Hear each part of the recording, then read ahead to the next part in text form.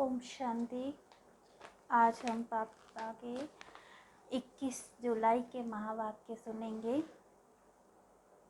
बाबा कहते, मीठे बच्चे सदा खुशी में रहो तो स्वर्ग की बादशाही का नशा कभी भूल नहीं सकता। सदा खुशी में रहेंगे तो स्वर्ग की बादशाही का नशा कभी भूल नहीं सकता।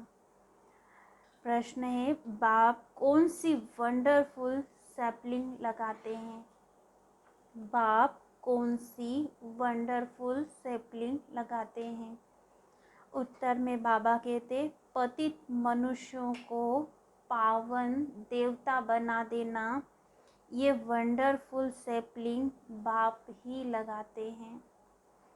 जो धर्म प्राय लोप है उसकी स्थापना कर देना वंडर है। दूसरा प्रश्न है, बाप का चरित्र कौन सा है? उत्तर है, चतुराई से बच्चों को कौड़ी से हीरे जैसा बनाना, यह बाप का चरित्र है। बाकी कृष्ण के तो कोई चरित्र नहीं है, वह तो छोटा बच्चा है। गीत, रात के राही थक मत जाना, सुबह की मंजिल दूर नहीं। ओम शांति। मीठे मीठे बच्चे जानते हैं कि यह गीत कोई यहाँ का बनाया हुआ नहीं है। गीत जब सुनते हो तो समझते हो कि बरोबर बाबा हमारा हाथ पकड़कर ले जाते हैं। जैसे छोटे बच्चे होते हैं, समझते हैं कि हाथ न पकड़ने से गिर ना पड़े, वैसे तुम जानते हो घोर अंधियारा है, ठोकरे ही ठोकरे खाते रहते हैं। बुद्धि भी कहती है एक बाबा ही है जो स्वर्ग की, सचखंड की स्थापना करने वाला है। ऊंचे ते ऊंचा वे सच्चा बाबा है, उनकी महिमा करनी होती है। औरों को निश्चय बुद्धि बनाने के लिए बाबा है ही स्वर्ग की स्थापना करने वाला, अथवा हेवनली गॉड फादर, वही तुम बच्चों को पढ़ाते हैं। हेवनली गॉड फादर माना हेवन स्थापन करने वाला। बरोबर हेवन स्थापन करते हैं, फिर हेवन का मालिक है श्री कृष्ण, वह हो गया हेवन रचने वाला, और वह हो गया हेवन का प्रिंस। रचता तो एक बाबा ही है, हेवनली प्रिंस बनना है। सिर्फ एक तो नहीं होगा, 8 डिनायस्टी गिनी जाती है। यह भी निश्चय है बाबा से वर्षा ले रहे हैं, बाबा हेवन का रचयिता है। हम उस बाबा से कल्प कल्प वर्षा लेते हैं, 84 जन्म पूरे करते हैं। आधा कल्प है सुख, आधा कल्प है दुख। आधा कल्प है राम राज्य, आधा कल्प है रावण राज्य। हम अब फिर से श्रीमत पर चलकर स्वर्ग के मालिक बन रहे हैं। ये भूलने की बात नहीं, अंदर में बड़ी खुशी होनी चाहिए। आत्मा को अंदर खुशी होती है, आत्मा का दुख व सुख शक्ल पर आ जाता है। देवताओं की शक्ल कितनी हर्षित मुख है, जानते हैं वे स्वर्ग के मालिक थे। समझाने के लिए बाबा बोर्ड आदि बनवा रहे हैं। हेवनली गॉड फादर की महिमा ही अलग है और हेवनली प्रिंस की महिमा अलग है। वे है रचयिता और वे है रचना, तुम बच्चों को समझाने के लिए। बाबा युक्ति से लिखते रहते हैं तो मनुष्यों को अच्छी रीति समझ में आए। जिनको परमपिता परमात्मा कहते हैं वही पतित पावन है, वह बेहद का रचयिता है। रचेंगे भी जरूर स्वर्ग। सत्युग त्रेता को मनुष्य स्वर्ग कहते हैं। स्वर्ग और नर्क आधा आधा हो जाता है। सृष्टि भी बरोबर आधा आधा है, नई और पुरानी। उस जड़ झाड़ की आयु कोई फिक्स नहीं होती, इस झाड़ की आयु बिल्कुल फिक्स है।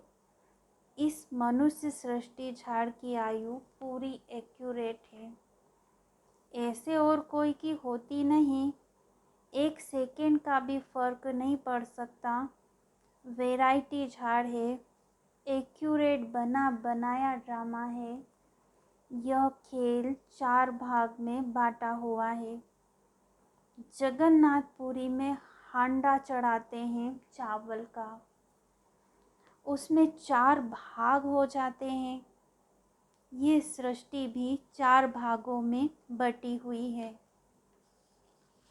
इसमें 1 सेकेंड भी कम जास्ती नहीं हो सकता। तुम जानते हो बाबा ने 5000 वर्ष पहले भी समझाया है, हूबहू वैसे ही समझा रहे हैं। निश्चय है 5000 वर्ष बाद फिर हेवनली गॉडफादर स्वर्ग की स्थापना करने वाला हमको स्वर्ग की बादशाही प्राप्त कराने के लिए लायक बना रहे हैं। बाबा लायक बनाते हैं, रावण नालायक बनाते हैं, जिससे भारत कौड़ी जैसा बन पड़ता है। बाबा ऐसा हमें लायक बनाते हैं जो भारत हीरे जैसा बन जाता है। नंबरवार मर्तबे तो होते ही हैं, हर एक का अपना अपना कर्म बंधन का हिसाब किताब है। कोई पूछते हैं बाबा हम वारिस बनेंगे व प्रजा? बाबा कहते अपना कर्म बंधन देखो, कर्म अकर्म विकर्म की गति तो बाबा ही समझाते हैं। बाबा हमेशा कहते हैं अलग अलग राय पूछो अपने लिए। बाबा बताएंगे तुम्हारे हिसाब किताब किस प्रकार के हैं, तुम क्या पद पा सकते हो। सारी राजधानी स्थापन हो रही है, एक बाबा ही किंगडम स्थापन करते हैं, बाकी सब अपना अपना धर्म स्थापन करते हैं। सतयुग में लक्ष्मी नारायण का राज्य था ना, वह है उन्हों की प्रारब्ध। 100 भी नंबरवार उन्होंने प्रारब्ध कैसे बनाई अभी तुम देख रहे हो ना। बाबा कहते हैं मैं कल्प कल्प कल्प के संगम पर आता हूँ।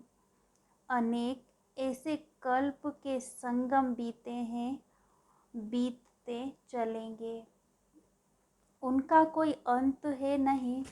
बुद्धि भी कहती है कि पतित पावन बाप आएंगे ही संगम पर।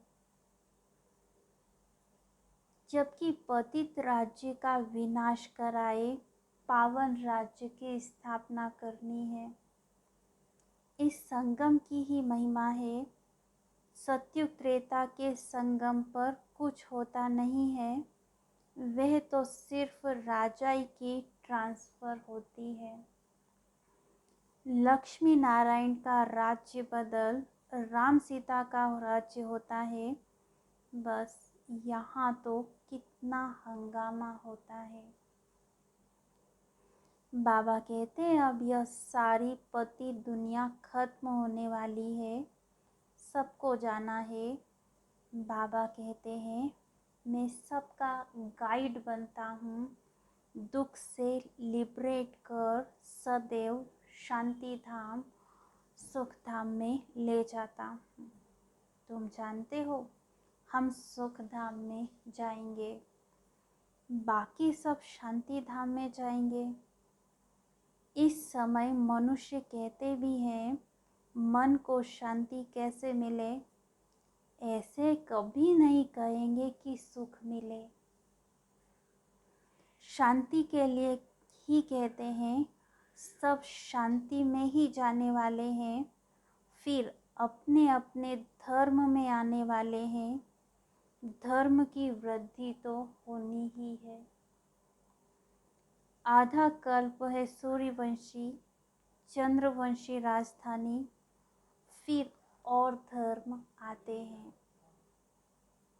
अभी आदि सनातन देवी देवता धर्म का कोई है नहीं। धर्म ही प्राय लोप हो जाता है, फिर स्थापना होती है। सैपलिंग लग रही है, बाबा यह सैपलिंग लगाते हैं। वे फिर झाड़ों आदि की सैपलिंग लगाते हैं। यह सैपलिंग कैसा वंडरफुल है। यह भी अपने को देवी देवता धर्म का नहीं कहेंगे। बाबा समझाते हैं, जब ऐसी हालत होती है तब मैं आता हूँ। अब तुम बच्चों को मैं सब शास्त्रों का राज समझाता हूँ। अब तुम जज करो कि राइट कौन है। रावण है ही रॉन्ग मत देने वाला, इसलिए अनराइटियस कहा जाता है। बाबा है ही राइटियस, सच्चा बाबा सच ही बताएंगे। सचखंड के लिए सच्चा ज्ञान बताते हैं। बाकी यह वेद शास्त्र है भक्ति मार्ग के। जितने मनुष्य पढ़ते हैं, लाखों गीता पाठशालाएं अथवा वेद पाठशालाएं होंगी, जन्म जन्मांतर से पढ़ते ही आते हैं। आखिर कोई तो एम ऑब्जेक्ट होनी चाहिए। पाठशाला के लिए एम ऑब्जेक्ट चाहिए। शरीर निर्वाह अर्थ पढ़ते हैं, एम ऑब्जेक्ट होती है। जो कुछ पढ़ते हैं, शास्त्र सुनाते हैं, तो शरीर निर्वाह चलता है। बाकी ऐसे नहीं कि मुक्ति जीवन मुक्ति को पा लेते हैं व भगवान को पा लेते हैं, नहीं। मनुष्य भक्ति करते हैं भगवान को पाने के लिए। भक्ति मार्ग में साक्षात्कार भी होते हैं तो समझते हैं बस भगवान को पा लिया, इसमें ही खुश हो जाते हैं। भगवान को तो जानते ही नहीं, समझते हैं हनुमान गणेश सब में भगवान है। सर्वव्यापी का बुद्धि में बैठा हुआ है ना। बाबा ने समझाया है, जो जिस भावना से जिसकी भक्ति करते हैं, वह भावना पूरी करने के लिए मैं साक्षात्कार करा देता हूँ। वे समझते हैं बस हमें भगवान ही मिल गया, खुश हो जाते हैं। भक्त माला है ही अलग और ज्ञान माला अलग है। इनको रुद्र माला कहा जाता है और वह है भगत माला। जिन्होंने जास्ती ज्ञान पाया उन्हों की माला है और वे जास्ती भक्ति करने वालों की माला है। भक्ति के ही संस्कार ले जाते हैं तो फिर भक्ति में ही चले जाते हैं। वे संस्कार एक जन्म साथ चलते हैं। ऐसे नहीं कि दूसरे जन्म में भी वो संस्कार होंगे, नहीं। तुम्हारे ये संस्कार अविनाशी बन जाते हैं। इस समय जो संस्कार जाएंगे, फिर संस्कार अनुसार राजा रानी बनते हैं। फिर धीरे धीरे कला कमती होती जाती है। अभी तुम बीच में हो, बुद्धि वहाँ लटकी हुई है। बैठे भल हम यहाँ हैं, परंतु बुद्धि योग वहाँ है। आत्मा को ज्ञान है कि अभी हम जा रहे हैं, बाबा को ही याद करते हैं, हमारी आत्मा पार हो रही है, इस शरीर को इस किनारे ही छोड़ देंगे। इस किनारे है पुराना शरीर और उस किनारे है हसीन सुंदर शरीर। यह हुसैन का रथ है, हुसैन जिसको अकाल मूर्त कहते हैं। उनका यह तख्त है। आत्मा तो अकाल है, आत्मा को गोल्डन सिल्वर में आना है। स्टेजेस है ना, बाबा तो है ही ऊंचे ते ऊंच, वह स्टेजेस में नहीं आता। आत्माएं स्टेजेस में आती हैं। गोल्डन एज वालों को फिर सिल्वर में आना पड़े। अभी तुमको आयरन से गोल्डन एज में ले जाते हैं, अपना परिचय देते रहते हैं। उनको कहते भी हैं हेवनली गॉड फादर। उनका अलौकिक दिव्य जन्म है। खुद बतलाते हैं मैं कैसे प्रवेश करता हूँ। इसको जन्म नहीं कहेंगे। जब समय पूरा होता है तब भगवान को संकल्प उठता है, जाकर रचना रचे। ड्रामा में उनका पार्ट है ना। परम पिता परमात्मा भी ड्रामा के अधीन है। मेरा पार्ट ही है भक्ति का फल देना। परम पिता परमात्मा को सुख देने वाला ही कहा जाता है। अच्छा कर्तव्य करते हैं तो अल्प काल के लिए उसका रिटर्न मिलता है। तुम सबसे अच्छा कर्तव्य करते हो, सबको बाप का परिचय देते हो। अब देखो राखी का त्योहार आता है तो इस पर भी समझाना पड़े।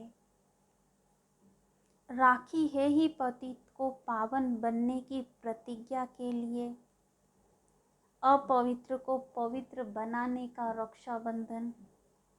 तुमको पहले पहले परिचय देना है पतित पावन बाप का। जब तक वह न आए तब तक मनुष्य पावन बन नहीं सकते। बाबा ही आकर पवित्र बनने की प्रतिज्ञा कराते हैं। जरूर कब हुआ है जो रस्म चली आई है। अब प्रैक्टिकल में देखो, ब्रह्मा कुमार कुमारियाँ राखी बांध पवित्र रहते हैं। जनेऊ कंगन आदि भी सब पवित्रता की निशानी है। पतित पावन बाप कहते हैं काम महाशत्रु है। अब मेरे साथ प्रतिज्ञा करो कि पवित्र रहेंगे। अब मेरे साथ प्रतिज्ञा करो कि हम पवित्र रहेंगे। बाकी कोई कंगन आदि पहनना नहीं है। बाबा कहते हैं प्रतिज्ञा करो, मुझे 5 विकारों का दान करो। यह राखी बंधन 5000 वर्ष पहले भी हुआ था। पतित पावन बाप आया था, आकर राखी बांधी थी कि पवित्र बनो, क्योंकि पवित्र दुनिया की स्थापना हुई थी। अब तो नर्क है, हम फिर से आए हैं। अब प्रतिज्ञा, अब श्रीमत पर प्रतिज्ञा करो और बाबा को याद करो तो तुम पावन बन जाएंगे। अभी पतित मत बनो। तुम भी कहो हम ब्राह्मण आए हैं प्रतिज्ञा कराने। हम प्रतिज्ञा करते हैं हम कभी पतित नहीं बनेंगे। परंतु ऐसे भी बहुत लिखकर खत्म हो गए। पतित पावन बाप आते ही हैं संगम पर। ब्रह्मा द्वारा आकर डायरेक्शन देते हैं बच्चों को कि पवित्र बनो। यहाँ सबने प्रतिज्ञा की है, तुम भी जज करो, तभी बाप